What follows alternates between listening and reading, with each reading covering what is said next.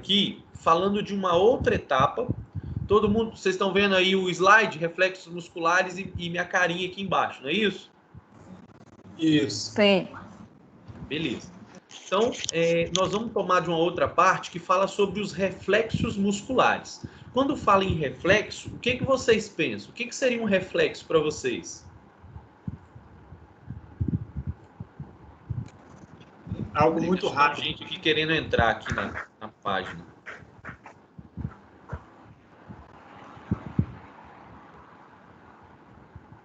Quando fala em reflexo, o que vocês pensam que seja o reflexo?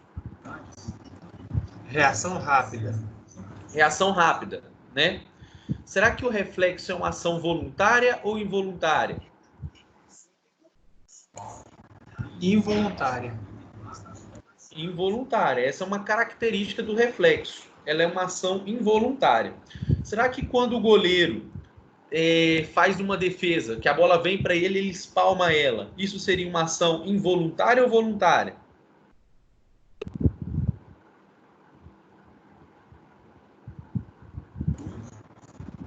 Involuntária? Quando o goleiro defende no susto? No susto é. Talvez, né? Mas, de modo geral, quando a gente defende, né? Geralmente, por mais que seja uma ação muito rápida, ela é voluntária. Deixa eu só ver aqui se o pessoal tá me ouvindo aqui. O João Felipe tá falando para aceitar ele. Calma aí.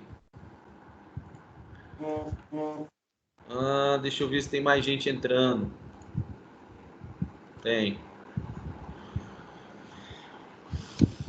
Thaisa, você tá me ouvindo? Você tinha mandado aqui que você tinha saído? Tô ouvindo. Beleza. Deixa eu só confirmar aqui para ver se todo mundo tá me ouvindo. Vou pegar pela ordem aqui. JF, embora JF eu não sei quem é aqui. É eu, João Felipe. Luísa, JF é quem? João Felipe. João Felipe. Luísa, tá me ouvindo? Luísa? Nayane? Nayane? Felipe tá aí. Raíssa? Oi. Me ouvindo? Thaisa tá Aqui. aí. E Yasmin? Tô ouvindo. Então, deixa eu só retomar uma coisa aqui que vocês estavam quando eu falei do que cai na prova, do que eu dei na aula passada? Sim. Eu não tava, não. Tá, então eu vou repetir de uma forma bem resumida. A última aula que eu dei, a videoaula da semana passada, a gente falou do processo de contração muscular, que envolve interação actina-miosina. Falei que nesse processo de contração muscular, você tem um papel importante do cálcio, para que o cálcio ele é liberado do retículo sarcoplasmático e tem um importante papel na contração muscular, porque para que haja a contração muscular que envolve interação entre actina e miosina, você depende do cálcio agindo sobre outros tipos de proteínas que a gente chama de proteínas regulatórias. Dentro dessas proteínas regulatórias, nós temos duas importantes, que é a troponina e a tropomiosina. Então, qual é o papel dessas proteínas regulatórias? Permitir que a contração aconteça através das proteínas contráteis, actina e miosina, fazendo o processo de contração. Então, quem não viu essa aula, vocês têm que dar uma olhada lá, assistir, porque é um conteúdo que vai cair na prova de vocês. E também dos tipos de fibra muscular. Nós temos basicamente dois tipos de fibra, fibras tipo 1 e fibras tipo 2, e lá tem um quadrozinho que resume as características dessa fibra, então é bom dar uma olhada nisso também. Todo o processo de contração e também a questão do tipo de fibra. E eu disse que a prova vai ser via Google, via um formulário do Google, né? Eu já até montei ele, depois eu vou pegar o e-mail com vocês e para passar. Então, essa aula é uma continuação da aula passada, onde a gente começa a falar sobre reflexos musculares. E aí eu comecei brincando aqui que o reflexo muscular ele é uma ação involuntária, né? O que isso quer dizer? Quando é uma ação involuntária, significa que quando você reage, essa informação ela não nasce no córtex cerebral, ela não nasce no seu cérebro, né? É uma informação que ela acontece a nível de medula espinhal. Ou seja, vou dar um exemplo. Quando você põe a mão numa panela quente, a primeira reação que você tem ao botar a mão numa panela quente é fazer a retirada rápida da mão. Só que essa retirada rápida da mão não necessariamente envolve uma ação do cérebro, não. Essa é uma ação reflexa. O que acontece? Você tem, quando você coloca a mão na panela quente, uma informação de temperatura a partir de um neurônio sensorial que a gente tem no dedo. Essa informação viaja pela raiz nervosa sensorial, chega até a medula. Na medula, a informação volta estimulando o músculo a contrair para você tirar a mão. E aí, ao mesmo tempo que você tira a mão da panela quente, a informação que está lá na medula, ela sobe lá para o cérebro para informar que sua mão está sendo queimada. Então, geralmente, quando a gente queima a mão, é uma reação assim, ó. Você tira a mão e, ao mesmo tempo, sente a dor depois que você tirou a mão. Então, o reflexo é uma ação que ele acontece a nível medular e não a nível do córtex, do cérebro propriamente dito. Dentro dos reflexos musculares, nós temos dois tipos de reflexo. Um que envolve fuso muscular e o outro reflexo que envolve órgão tendinoso de Golgi. Vocês já ouviram falar em alguns desses dois tipos de reflexo?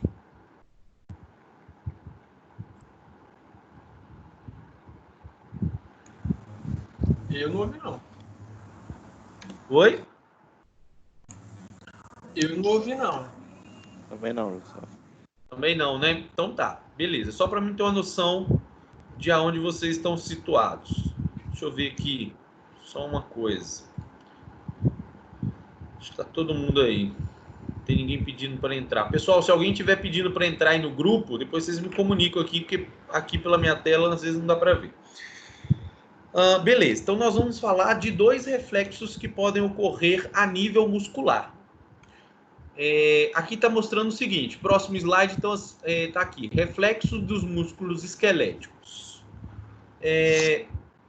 Toda tensão muscular, tensão seria uma força que o músculo está sofrendo, né? Compressão, extensão. Toda tensão que é imposta sobre o músculo pode gerar dois tipos de reflexo.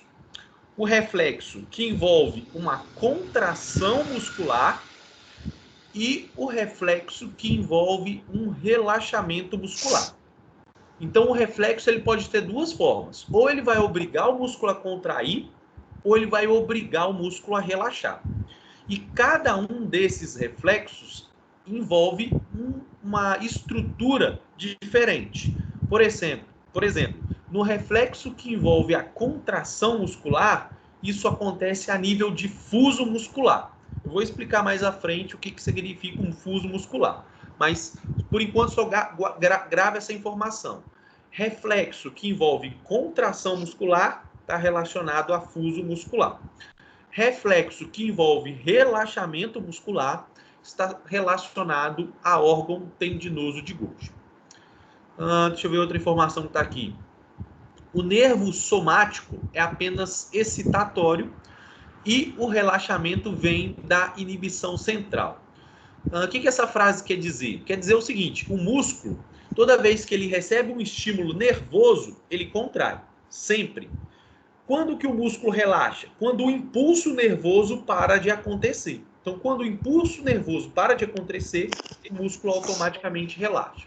Então, o que essa frase está dizendo é que, para que ocorra um relaxamento muscular, na verdade, o que ocorre é uma interrupção do impulso nervoso para o músculo. Ok? Confuso até aqui ou tá de boa? Tá de boa. Tá de boa. Beleza? Posso dar continuidade, então? Sim. Pode. Vamos lá. Então, vamos ver como que o reflexo envolvendo a contração muscular primeiro. O que é o fuso muscular? Então, dentro do músculo, aqui tem uma figurinha do músculo esquelético, e dentro do músculo nós temos os chamados proprioceptores. Isso eu acho que talvez vocês já ouviram falar. Vocês já ouviram falar de proprioceptores? Exercício de propriocepção? Já. Já, né? O que seria isso? Exercício de propriocepção. Dá um exemplo de um exercício aí. Não faço ideia. Quem falou que já viu?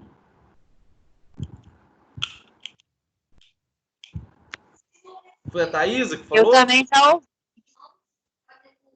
Quem já ouviu aí? Fala aí pra mim.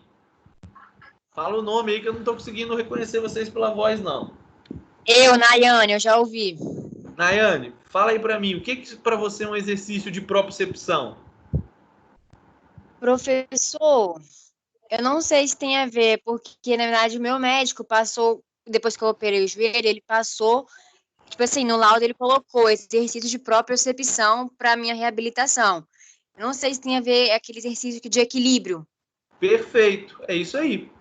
Né? Exercício de propriocepção envolve exercícios que estão relacionados ao equilíbrio. E quando a gente vê isso aqui, vocês vão entender por que está relacionado à propriocepção. Então, dentro do músculo, nós temos esses proprioceptores. O que são proprioceptores? São receptores sensitivos do músculo esquelético. Todo neurônio... Então, o que é um receptor? É um neurônio com função sensitiva. Ele percebe alterações que acontecem no comprimento muscular. Toda vez que o músculo alonga demais, por exemplo, ou encurta demais, esse proprioceptor, que a gente chama de fuso muscular, por que fuso? Porque ele fica aqui dentro da célula, dentro do músculo, esse proprioceptor, né, ele é chamado ali de fuso muscular. Ou seja, dentro do músculo, nós temos esse proprioceptor chamado de fuso, que informa o comprimento muscular. Mas o que isso tem a ver com equilíbrio? É isso que a gente vai ver mais à frente.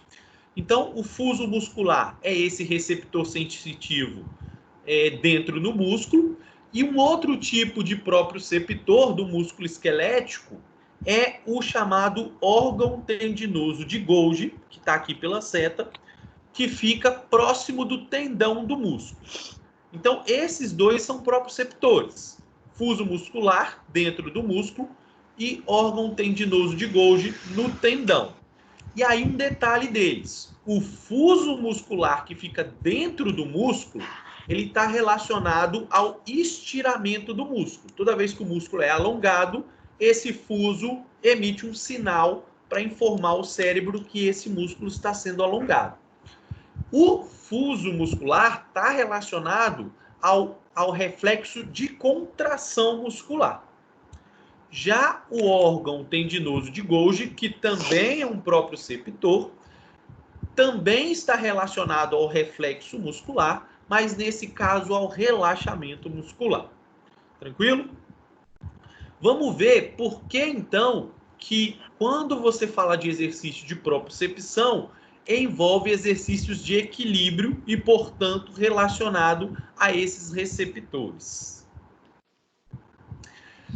Essa imagem é uma imagem bem simplesinha de explicando como é que esse fuso muscular age dentro do músculo. Então tá aqui, ó, reflexo do fuso muscular, a adição de uma carga estira o músculo e os fusos, gerando uma contração reflexa. Vamos tentar entender isso. Vou ver se vocês conseguem visualizar aqui, ó. Aqui não é o melhor exemplo, vou tentar me afastar. Mas imagina que eu estou segurando, ó, botei o meu celular na palma da minha mão. Estou segurando esse celular. Se por acaso eu vir aqui, essa bolsa é da minha esposa, e adicionar essa bolsa aqui, o que vai acontecer? Quando eu soltar a bolsa na minha mão, a primeira ação que vai acontecer é meu braço vai descer, minha mão, e depois ele vai subir.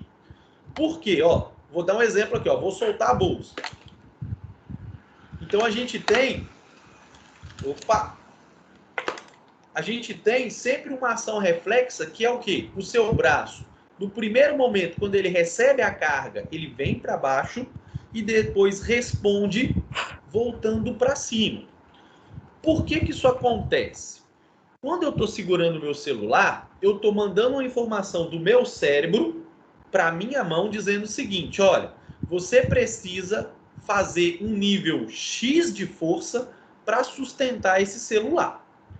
Porém, quando eu adiciono uma bolsa, aqui, por exemplo, igual eu dei o exemplo aqui, ó, se eu estou adicionando essa bolsa, eu estou adicionando mais carga nessa superfície. Consequentemente, a força que meu braço está gerando não é suficiente para sustentar o celular mais a bolsa. E aí o que acontece? No primeiro momento, o braço desce, depois o meu cérebro percebe que o músculo foi alongado e manda um novo sinal para dizer o seguinte, ó, faz um pouquinho mais de força para sustentar essa carga. Então isso é muito comum, que é o exemplo que está mostrando nessa imagem aqui, ó. Agora eu vou para essa imagem que vai ficar mais claro, ó. O que ele está mostrando? Ele está mostrando o músculo bíceps aqui. Dentro do músculo bíceps eu tenho esse fuso muscular e no primeiro momento o braço do sujeito está segurando uma carga, que poderia ser o exemplo aqui que eu dei do meu celular. Quando eu adiciono a bolsa, o que acontece? Essa adição de carga aqui, no primeiro momento, vai fazer o exemplo que eu mostrei para vocês ali, ó. O braço vai fazer uma fase excêntrica, e aí o que vai acontecer com o músculo bíceps nesse momento? Ele vai ser alongado. Se vocês olharem aqui, ó, nesse exemplo, o músculo bíceps, ele foi alongado. Na hora que o braço desceu, né? Porque o braço estava aqui, e aí quando ele desceu, o músculo foi alongado. Quando esse músculo foi alongado, o fuso muscular, que é essa setinha preta, ele vai ser estimulado. A informação vem para a medula espinhal, e aí lá na medula espinhal, o fuso muscular estimula o neurônio motor a contrair, gerando mais força. E aí na segunda fase, o que acontece? Esse músculo, agora estimulado pelo fuso muscular, responde exigindo uma carga maior. Então, isso é o reflexo que a gente chama relacionado a fuso muscular. E por que isso tem a ver com o equilíbrio? O que acontece quando você pisa numa plataforma instável? Será que o músculo ele fica sempre no mesmo comprimento? O que vocês acham? Quando você pisa num disco ou numa almofada, por exemplo, você consegue manter a postura sempre, os músculos sempre na mesma posição, sempre estáveis? Não. O que acontece geralmente? Você desequilibra, certo? Quando você desequilibra, vamos dar um exemplo do pescoço. Você está numa plataforma instável. Se você desequilibra e faz isso com o pescoço, o que acontece com o pescoço? Ele alonga, não é? Essa musculatura aqui, o esternocleidomastoide. Sim. E aí, quando ele alonga, qual é a resposta? Voltar para o lugar. Isso a gente vê muito quando você está cochilando, né? E que a cabeça desce. Na hora que a cabeça desce, o primeiro reflexo é exatamente o quê? Você voltar para o lugar. O que acontece? Na hora que o pescoço desce, essa musculatura aqui do trapézio alonga. Quando o fuso dispara, ele estimula o músculo a gerar uma força maior. Então, isso é o que a gente chama de reflexo de fuso muscular. Ok? Tranquilo isso? Tranquilo. Mais gente aqui para adicionar.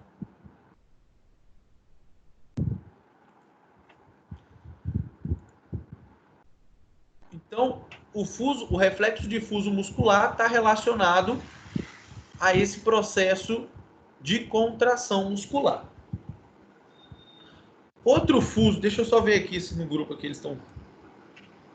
Não, aqui não é o grupo mais não. Outro reflexo que pode ter é o reflexo a nível de órgão tendinoso de Golgi.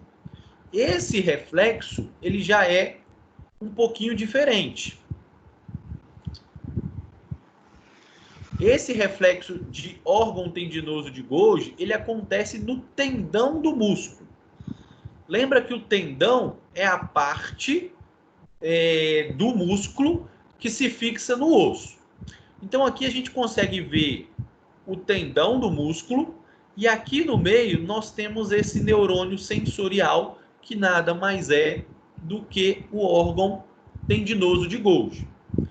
Esse neurônio sensorial, quando esse tendão é estirado, então quando você faz muita força, imagina, o músculo contrai e ele traciona o tendão, né? Ele faz com que o tendão, ele puxa o tendão. Então, quando o músculo contrai, ele vai puxar o tendão.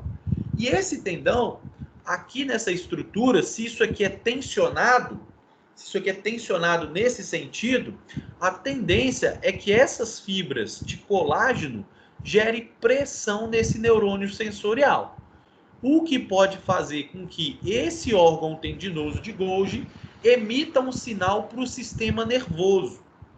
Só que nesse caso, no órgão tendinoso de Golgi, ao invés do músculo ser contraído, na verdade ele relaxa. Que é o próximo exemplo que a gente vai ver aqui, ó.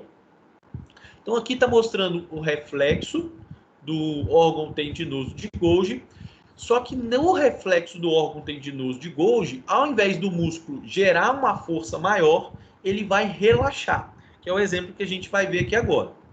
Então aqui mostra uma situação onde eu tenho o órgão tendinoso de Golgi e o seu neurônio sensorial. Aqui, entre o neurônio sensorial e o neurônio motor, que é esse em roxo, eu tenho um pretinho escuro aqui, ó, chamado de interneurônio. Quem viu a aula de sistema nervoso vai lembrar que o interneurônio é aquele neurônio que faz a comunicação entre um neurônio sensorial e um neurônio motor, chamado de interneurônio. Nesse caso, o que foi feito aqui no sujeito que está segurando uma pasta de livros é que a carga adicionada... Acho que entrou mais alguém.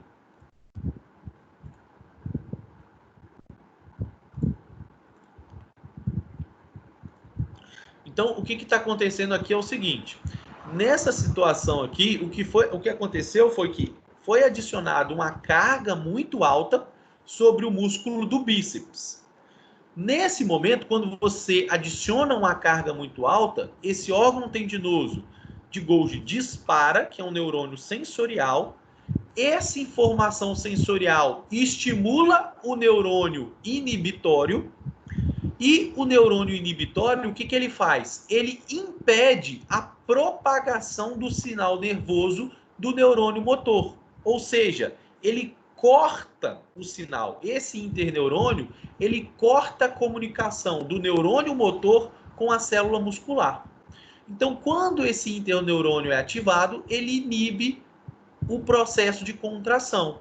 E aí, o que acontece é um relaxamento do músculo bíceps e a carga cai. Esse reflexo a gente chama de reflexo de retirada.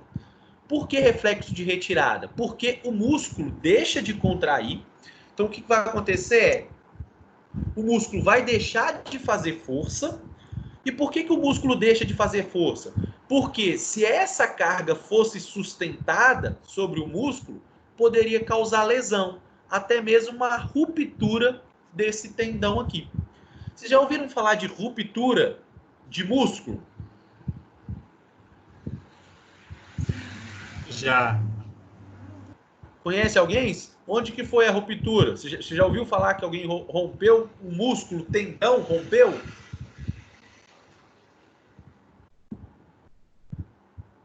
Você já viu alguém? Um atleta famoso lá que rompeu o Léo Stronda, o Fernando Sardinha.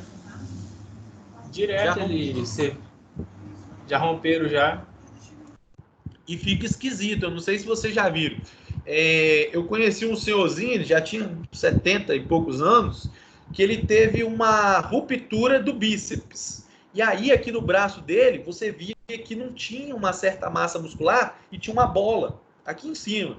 O que era essa bola? Era o bíceps que subiu, veio aqui para cima e ele perdeu uma massa significativa na parte inferior, porque o músculo ele rompeu o tendão aqui embaixo e toda essa massa veio parar aqui em cima. Aí a pessoa fica meio que um vazio mesmo em alguma parte do corpo quando tem essa ruptura.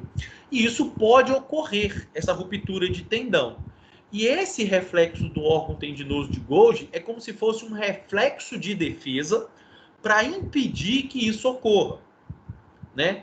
Então, esse reflexo, ele pode ocorrer como uma tentativa de inibir o músculo de se romper. Só que o que acontece? As pessoas que fazem muito treinamento de força, a tendência é que esse reflexo ele perca o seu efeito. E aí, quem treina pesado pode, exatamente por esse órgão tendinoso de Golgi não responder como uma pessoa destreinada, né, ele vai se adaptando. Isso tem um efeito positivo, porque facilita ganhos de força, mas pode ter um efeito que também te deixa mais vulnerável para uma possível ruptura de tendão de um músculo. Ok?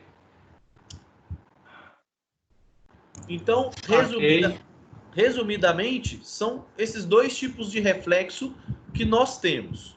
O reflexo envolvendo fuso muscular, que é um reflexo que está relacionado à contração muscular, e o reflexo envolvendo o órgão tendinoso de Golgi, que está relacionado a um relaxamento muscular. Lembrando que esses dois sistemas, fuso muscular e órgão tendinoso de Golgi, são próprios receptores, que informam o nosso sistema nervoso o que está acontecendo lá no músculo, tanto de tensão que o músculo está sofrendo, como de alongamento. E por que esse tipo de exercício ele é muito importante num processo de reabilitação, quando a pessoa tem lesão?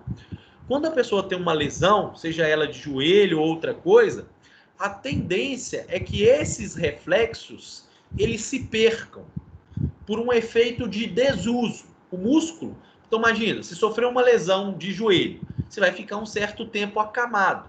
Quando você fica acamado, esses neurônios, eles perdem a sensibilidade de informar ao nosso sistema nervoso central o que está acontecendo com o músculo.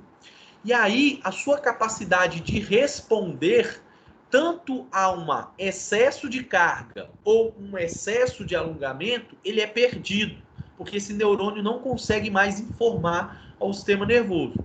Por isso que, nesse processo de reabilitação, você tem essas atividades de propriocepção, que envolve perda do equilíbrio. Para quê? Porque nessa perda do equilíbrio, esses músculos eles são estirados e aí eles precisam responder. Então, isso gera um estímulo para recuperar novamente a função desses proprioceptores. Ok? Meninos, vocês me ouvem aí? Tá todo mundo me ouvindo? Felipe, Raíssa, Yasmin, Nayane. Sim. Sim. Tá tranquilo? Vocês estão entendendo? Sim. Sim. Estão entendendo? Aham. Tá bom, hein? Falando comigo aí, gente. Eu sou carente. Vamos lá. Então, desses dois reflexos, era o que tinha disso.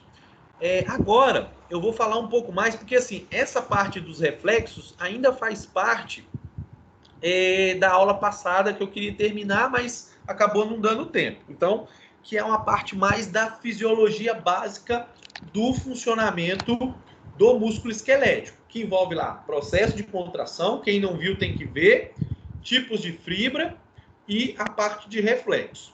Agora a gente entra numa outra parte, que aí sim é a nossa aula de hoje mesmo, propriamente dito, que é sobre as adaptações ao exercício de força.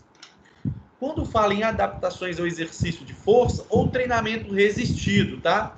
Eu não uso muito o termo treinamento resistido porque ele tem caído um pouco em desuso, né? Às vezes faz um pouco de confusão, o pessoal acaba falando mais treinamento de força, mas treinamento resistido, treinamento contra resistência, eu ainda prefiro usar o termo treinamento de força, porque treinamento de força tem a característica de depender de um grande nível de força.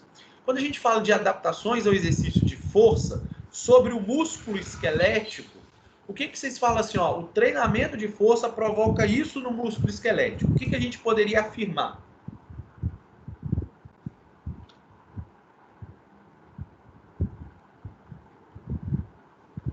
Músculo esquelético, quem faz treinamento de força, o que acontece com o músculo esquelético?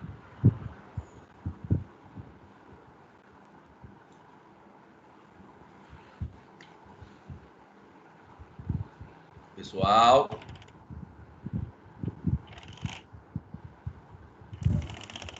Aumento do volume. aumenta o volume. O que significa aumentar o volume? Hipertrofia. Boa, hipertrofia. O que seria para você uma hipertrofia? O aumento das miofibrilas. É isso mesmo? Perfeito, o aumento das miofibrilas. Isso significa aumentar, né, a área do músculo, certo? Então, basicamente é isso. Uma das adaptações que acontece no treinamento de força é a chamada hipertrofia, que envolve aumentar o número de miofibrilas. Mas será que acontece mais alguma coisa além disso? Então, a gente vai ver que também tem outros tipos de adaptações. Uma delas é a adaptação neural, tá? Você tem um aumento na capacidade de recrutamento de unidades motoras. Inclusive, esse é outro termo que vocês precisam ver na aula que eu tinha falado lá. O que é uma unidade motora? Quem sabe aí me dizer o que é uma unidade motora? É um neurônio ligado às células. Isso, perfeito. É um neurônio que controla um grupo de células. Então, uma das adaptações que vai acontecer com o treinamento é a capacidade de recrutar mais células para gerar força a partir desse neurônio motor, dessa unidade motora. Beleza? Então, vamos lá. Para que ocorra um aumento da força, é preciso que o treinamento envolva uso de uma sobrecarga, ou seja, treinar contra uma resistência. O que significa? Aqui nessa figura ele dá dois exemplos. Percentual de aumento de força, que vai de 0 a 30, ao longo das semanas de treinamento. Se você faz algum tipo de treinamento que não envolve sobrecarga, que não tem uma carga para você empurrar, para puxar, você não vai ter ganho de força. Você só vai ter ganho de força se houver uma carga da qual você não está habituada a usar para puxar ou empurrar, por exemplo. Por exemplo, se eu perguntasse para vocês assim, será que se eu treinar com banda elástica, que eu tenho que puxar essa banda elástica, eu poderia ter ganho de força?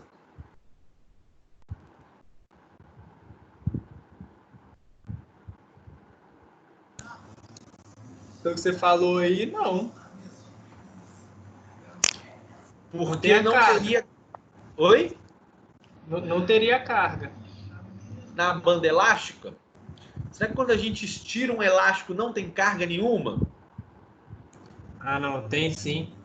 Ele oferece resistência, né? Sim. No início não tem resistência nenhuma, mas na medida que você vai tracionando o elástico, ele vai gerando resistência no sentido oposto. Então, por exemplo, se eu estou aqui segurando um elástico e ele está preso lá na parede, na medida que eu vou puxando ele para cá, ele vai fazendo força para lá, né? Então eu estou empurrando ele para lá, mas o elástico está fazendo força no outro sentido.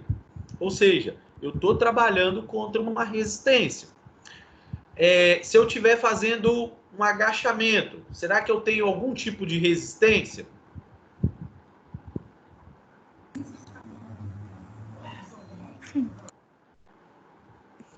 Se eu estiver sentando e levantando? Tem. O peso corporal, Peso do corpo, né? Isso. Perfeito. O peso do corpo é uma resistência. O que a gente precisa saber é se essa resistência é o suficiente para gerar algum estímulo para o músculo. Mas se for, você vai ter ganho de força, né? Agora, se não tem carga nenhuma, possivelmente você não vai ter ganho de força, né? Então, o que seria treinos que você não tem muito ganho de força? Treinos aeróbicos. Porque treino aeróbico, a corrida, andar de bicicleta, embora você faça alguma força lá no pedal, essa força é muito baixa ainda, né? Então, treinos aeróbicos, por não envolver você trabalhar contra uma resistência muito grande, a tendência é que você não tenha ganhos de força. E treinos que envolvem trabalhar contra uma resistência, você vai ter ganhos de força. Pode ser treino de força envolvendo halter, pode ser treino de força envolvendo banda elástica, pode ser treino de força envolvendo o próprio peso corporal, que hoje, inclusive, está na moda aí, né, em função de ter que fazer atividade em casa, você tem que criar exercícios com o próprio corpo para quem quer manter lá sua massa muscular. Bom, então nós vamos falar das adaptações ao treinamento de força. Nós podemos dividir as adaptações ao treinamento de força em dois tipos: adaptações neurais e adaptações a nível de estrutura muscular. Então aqui está assim, ó, adaptações neuromusculares ao treinamento de força. Uma das coisas que acontece ao treino de força é melhorar a função muscular. Quando a gente fala de melhorar a função muscular, nós temos aumento de força muscular, aumento de resistência muscular localizada e aumento da potência muscular, tá?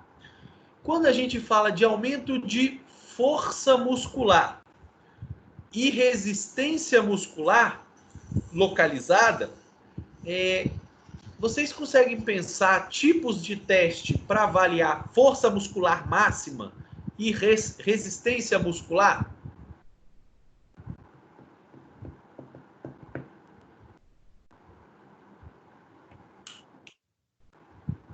Resistência muscular pode ser o abdominal? Pode. Flexão? O exercício abdominal, por exemplo, tentar fazer o máximo de abdominal dentro de 1 minuto. É um exemplo de um teste de resistência muscular localizada.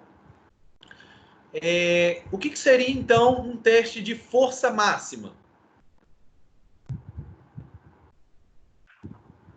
Todo mundo passou pela disciplina de avaliação. Então, vocês têm que relembrar alguma coisinha aí.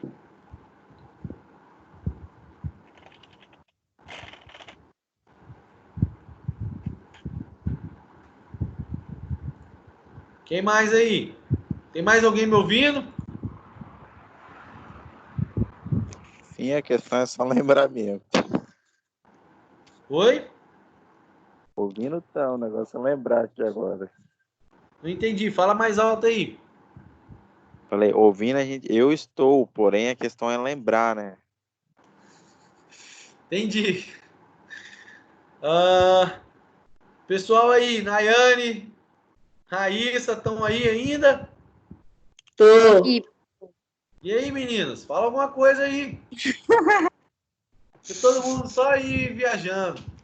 Então, vou dar um exemplo aqui para vocês de força muscular, tá? Força muscular, vocês já ouviram falar em teste de 1RM? Eu não. Já. Uns falaram que não, outros já. O que é o teste de 1RM? É chamado de teste de uma repetição máxima. É um teste que você vai adicionando peso. Imagina que você quer fazer um exercício de rosca bíceps, né? E aí você quer avaliar, ou melhor, o exercício lá de flexão de cotovelo. Eu quero saber, passar aqui, a máxima carga que eu consigo fazer esse movimento. Se eu quero saber a máxima carga que eu consigo erguer, o que eu preciso fazer? Coloco uma carga de 10 quilos. Aí tento fazer uma repetição.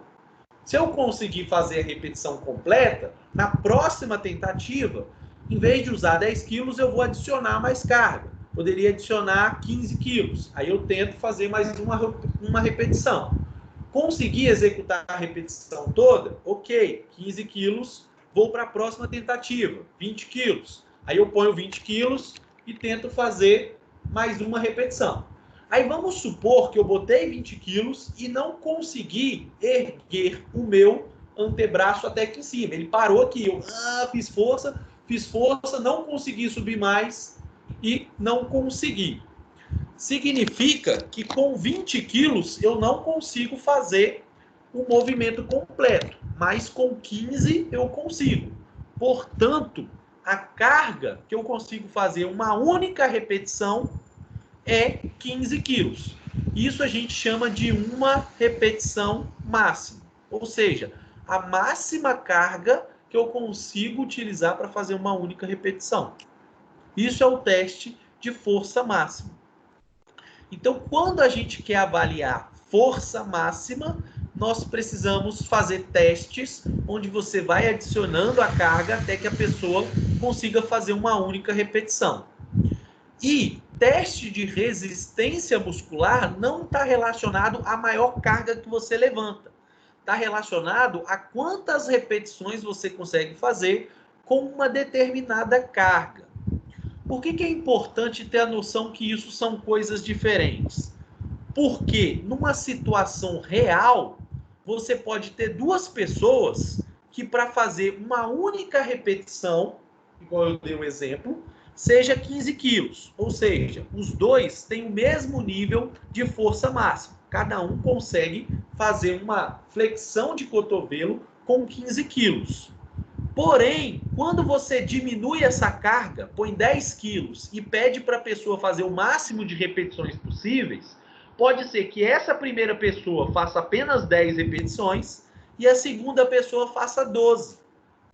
Ou seja, essa segunda pessoa, ela tem uma resistência muscular maior. Mas isso não significa que ela tem uma força máxima maior. Vocês conseguiram entender o que eu falei? Sim. Sim. Sim. Conseguiram diferenciar? Então, uma coisa é uma coisa, força máxima é uma coisa, resistência muscular é outra. Outra característica é a potência muscular. Vocês já ouviram falar em potência muscular? Sim. Já. O que seria potência muscular?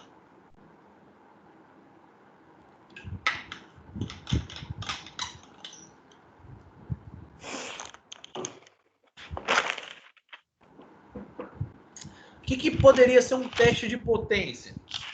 Um teste de salto. Perfeito. Teste de salto é um teste de potência. E por que potência é diferente dos outros? Vou pegar o mesmo exemplo que eu falei. Eu tinha dito que você pode ter duas pessoas que erguem a mesma carga, os 15 quilos, para fazer esse movimento de flexão de cotovelo. Só que, vamos imaginar um cenário mágico, um cenário só hipotético. Vamos imaginar que essa primeira pessoa aqui que eu dei o exemplo, ela faça esse movimento com 15 quilos, gastando 1 segundo para fazer esse movimento. É a velocidade máxima com que ela consegue fazer isso. Ela gasta 1 segundo para completar esse movimento com 15 quilos, a primeira pessoa. A segunda pessoa, para fazer o mesmo movimento com a mesma carga, ela gasta 2 segundos. Ou seja, ela demora mais. Potência muscular está relacionado à capacidade de gerar força no menor tempo possível, tá? Então, potência muscular está relacionada à capacidade de gerar força no menor tempo possível.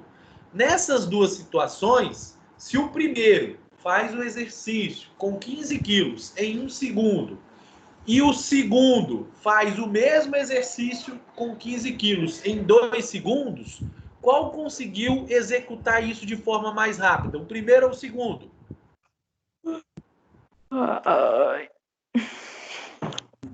Repete aí. Tá meio com sono. Meio com Eu venho com sono né? aí. Presta atenção. O que eu disse é o seguinte: a potência muscular está relacionado à capacidade de erguer uma carga o mais rápido possível, tá? Potência muscular, capacidade de erguer uma carga o mais rápido possível. Se o primeiro sujeito, que eu dei o exemplo, levanta essa carga de 15 quilos em 1 segundo só, e o segundo levanta a mesma carga de 15 quilos em 2 segundos, quem demorou mais para fazer a ação, o primeiro ou o segundo? O segundo. O segundo. Qual gerou menos potência? O primeiro ou o segundo? O segundo. O segundo, porque ele demorou mais para erguer uma mesma carga. Ou seja, ele é menos potente, né? Por que os testes de saltos têm a ver com potência? Porque para você saltar do chão, você tem que gerar muita força e muito rápido. Se você fizer muita força mais lento, você não vai sair do chão, né? Então, para você sair do chão e saltar o mais alto possível, você tem que aplicar muita força no solo e de forma muito rápida. Então, testes de potência estão relacionados a gerar força num curto intervalo de tempo.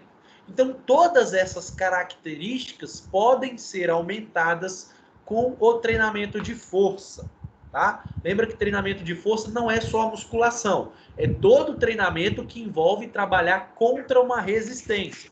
Pode envolver a musculação, pode ser o Pilates, por exemplo. Pilates trabalha muito contra a resistência. É também um treinamento de força. Tem características de treinamento de força, tá? Não é só musculação. Você fazer atividades esportivas que dependem de muita força também, né? Você tem várias provas do atletismo, igual provas de arremesso de peso, que você está trabalhando contra uma resistência. São atividades do atletismo que dependem de alto nível de força e que vão desenvolver força no indivíduo. Então, o treinamento de força, ou seja, treinamento que você trabalha contra uma resistência, vai desenvolver força máxima, vai desenvolver resistência muscular e também vai desenvolver potência muscular, capacidade de gerar força num curto intervalo de tempo. Outras adaptações que vão ocorrer em relação ao treinamento de força são as adaptações neurais. Quais são elas? Aumento de recrutamento de unidades motoras, ou seja, capacidade de ativar mais unidades motoras. Lembra que unidade motora é neurônio mais um grupo de células. Então, quem faz treinamento de força aumenta a capacidade, ele recruta mais células e, portanto, gera mais força.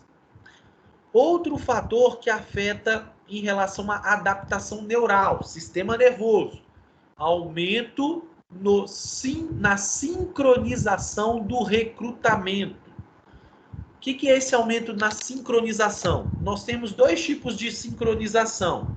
Sincronização intramuscular e sincronização intramuscular, intra e extramuscular. O recrutamento intramuscular envolve recrutar várias unidades motoras do músculo bíceps ao mesmo tempo. E o recrutamento que envolve recrutamento extra, que a gente chama... Agora, o recrutamento que envolve... Por exemplo, para você fazer uma ação de flexão de cotovelo, você tem que recrutar os músculos do bíceps para fazer a flexão, mas, ao mesmo tempo, inibir os músculos antagonistas, que, no caso, seria o tríceps, que é um recrutamento relacionado tanto intra como extramuscular ali, entre músculos, né? Então, recrutamento tanto intra, dentro do próprio músculo, mas também de músculos antagônicos, tá? E outra adaptação neural está relacionado à diminuição do reflexo do órgão tendinoso de Golgi. Por quê? Porque esse reflexo, que é aquele neurônio sensitivo lá no tendão, ele inibe a contração. Então, uma das adaptações do treinamento de força é inibir esse reflexo que inibe a contração. Quer ver um exemplo de uma adaptação neural relacionada ao exercício de força? Quem já foi na academia, assim, nas primeiras... Quem já teve a experiência de ir numa academia, quando você começa a fazer lá a academia, nas primeiras 1, 2 semanas, no primeiro dia, vamos imaginar que você pegou lá um halter para fazer um movimento lá de flexionar o cotovelo. No primeiro dia, você faz aquele exercício com 1, 2 quilos e parece que está pesado. Quando você volta lá na semana seguinte, na outra segunda-feira, aquele 1, 2 quilos ficou leve. Acontece muito isso. Quem já teve essa experiência? Eu. Vocês já tiveram essa sensação? Você vai lá no primeiro dia, parece que o peso estava pesado. Na outra semana, aquela mesma carga parecia que já estava bem leve, não é? Só que de uma semana para outra, teve alteração na massa muscular? Você chegou a perceber que de uma semana para outra o músculo cresceu? Dá para perceber isso de uma semana para outra? Não. Não, né? Porque, em termos de ganhar força, o músculo não aumentou a massa. Mas, nesse curto intervalo de tempo, eu já tive essas adaptações neurais. Então, a gente diz que, dentro das adaptações, a nível neural e a nível muscular, as adaptações neurais elas acontecem primeiro e são muito rápidas. A partir do momento que essas adaptações acontecem muito rápida, lá a partir da 4ª, 8ª semana, é que você vai começar a perceber a alteração de massa muscular. Então, quem começa a fazer o treinamento de força, ele só vai observar que ele está ganhando massa muscular lá para 2, 3 meses de treinamento. No início, os ganhos de força, no início do período de treino, não está relacionado ao aumento da massa muscular. Estão relacionados a essas adaptações neurais aqui. Alguém ia perguntar alguma coisa? Não? Então, vamos lá. Aqui, esse slide é só um exemplo para mostrar o que acontece em termos de unidade motora numa pessoa sedentária e numa pessoa treinada. Aqui está mostrando, ó, como se fosse várias unidades motoras de um músculo. O sedentário, ele consegue, quando ele faz o máximo de força dele, quando a pessoa é destreinada, ela consegue recrutar, nesse exemplo aqui, apenas 3 unidades motoras das 9 que ele tem. Ou seja, ele não consegue recrutar todas as unidades motoras dele. Já a pessoa treinada, após apenas algumas semanas de treinamento, o número de unidades motoras é quase o máximo. Nesse exemplo aqui, a gente está vendo 3, 6, 8 unidades motoras recrutadas após, por exemplo, 2, 3 semanas de treinamento. Ou seja, com poucas semanas de treinamento, você ensina o seu organismo a aumentar o estímulo nervoso que chega até o músculo e, portanto, aumentar o recrutamento de unidades motoras. Quer ver um outro exemplo dessa questão de unidades motoras? Vocês já viram situações que eles falam assim, que a pessoa conseguiu, ela estava numa situação de estresse muito grande e que ela pode ser uma situação que botou ela em perigo, né? Ou vou dar um exemplo que a gente vê muito em filme. Acontece um acidente, cai lá uma viga em cima do companheiro lá do cara do filme, aí o cara lá do filme vai lá tentar remover aquela viga. E aí o cara cria uma força sobrenatural e consegue erguer aquela viga lá. Vocês já viram histórias parecidas disso, não já?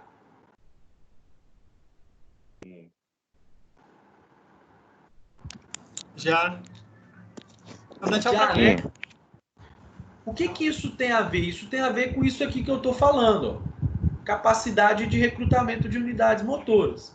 Numa situação de muito estresse, uma pessoa que tem essa situação aqui, pode ser que nessa situação de muito estresse, onde ela se vê em grande perigo, ela consiga, inclusive, recrutar mais unidades motoras que ela tem. Ou seja, ela não está criando uma força sobrenatural, ela apenas está recrutando mais unidades motoras que ela tinha, mas que ela não conseguia recrutar. Isso pode acontecer principalmente nessas pessoas que não fazem o treinamento de força, né? Então é algo que pode vir a ocorrer. Beleza?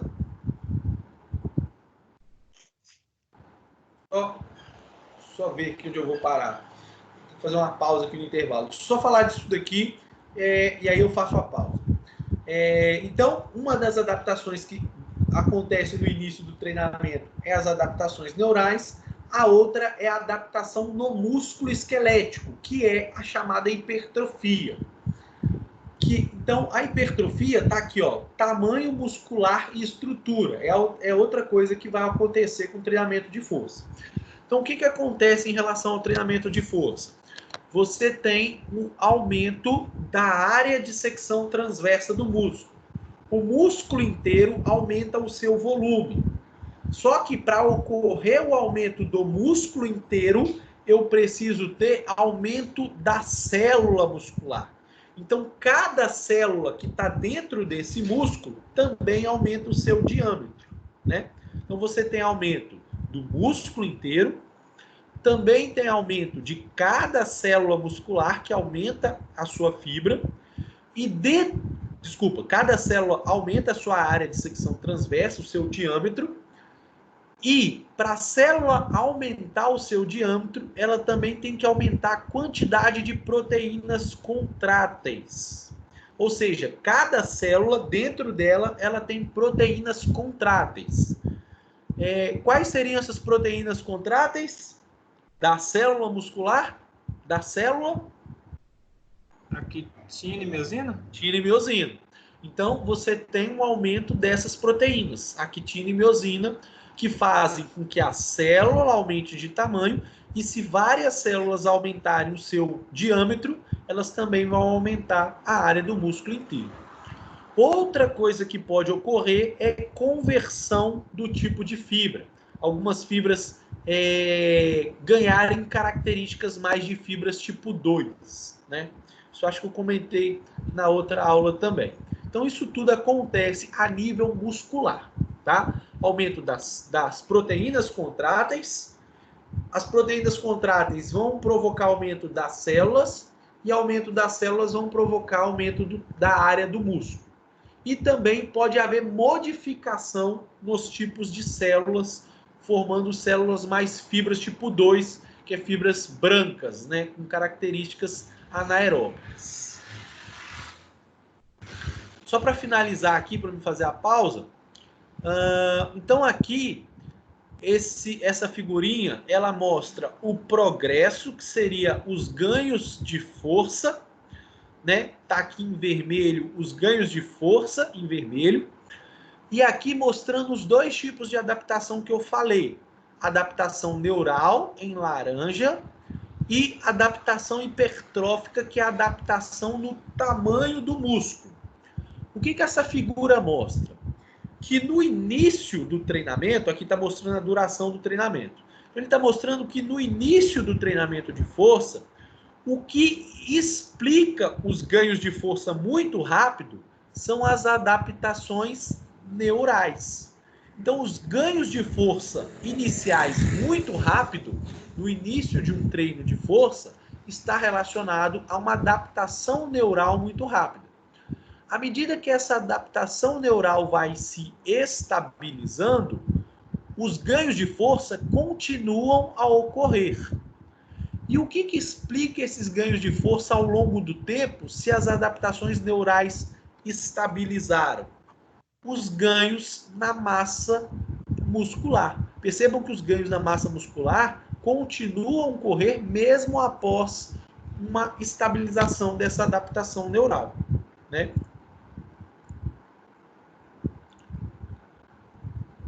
Peraí que acho que não admiti. Então, uma das coisas que pode ocorrer em relação ao treinamento de força é adaptação neural muito rápida, que explica os ganhos de força iniciais muito rápidas, seguidos de uma adaptação na hipertrofia, no aumento da área muscular. No gráfico ao lado, ele mostra a contribuição percentual do ganho de força durante as semanas de treinamento. Então, o que a gente consegue observar? Que nas 2 primeiras semanas de treinamento, os ganhos de força, quase 80% dos ganhos de força, são explicados por adaptações neurais. E apenas 10% dos ganhos de força são explicados por aumento da massa muscular. À medida que o tempo de treinamento vai passando, com 8 semanas de treinamento, os ganhos de força, apenas 10% é explicado por uma adaptação neural e a grande parte dos ganhos de força estariam relacionados à hipertrofia. Então, o que essas figuras querem dizer? Elas querem dizer o seguinte: você vai ter ganho de força muito rápido. No início, os ganhos de força estão relacionados às adaptações neurais, mas à medida que o treinamento vai ganhando em termos de duração, os ganhos de força, depois de um certo tempo, principalmente a partir da 8ª semana, estão relacionados ao ganho de massa muscular. Ok? Tranquilo isso? Confuso? Todos me ouvindo? Tranquilo. Pessoal, tá aí então me ouvindo? Felipe, João Felipe, Sim. Sim. Luísa, Nayane, Raíssa. Tô aqui. Thaísa. De boa, só que não tá aparecendo o slide pra mim, não. Não sei se a minha internet tá ruim. Agora não, é porque eu saí. Agora você tá vendo, não tá? Ah, tá. Não. Não? Não sei se a minha internet... Não tô vendo a minha área de trabalho? Peraí. Agora eu tô. O que vocês estão vendo aí agora? Eu tô vendo o slide. O slide. O slide. Aí. Porque para mim aparecer eu tenho que ficar trocando de tela. Deixa eu ver aqui. Vou falar depois no próximo momento. Então, tá acabando, tá, pessoal? Nós estamos no 91, vai até o 107, mas acho que não são todos, não. Eu vou fazer uma pausa agora, uns 20 minutinhos. O que vocês acham? 30 minutinhos? 30. Tá de boa. Hein? 30. Por mim, 30 que eu tenho que botar um celular para carregar aqui. Não entendi. Se 30 der minutos. 30 que eu ponho o celular para carregar aqui. Não vai desligar. Tá, uns 30 minutinhos. Agora são 8h20, 8h50 eu volto. Pode ser? Aí eu aviso aqui no grupo também. Beleza. Eu vou dar uma pausa aqui na gravação. E 8h50 eu volto, mas qualquer coisa vocês me comunicam aqui no Zap também. Beleza? Valeu. Beleza.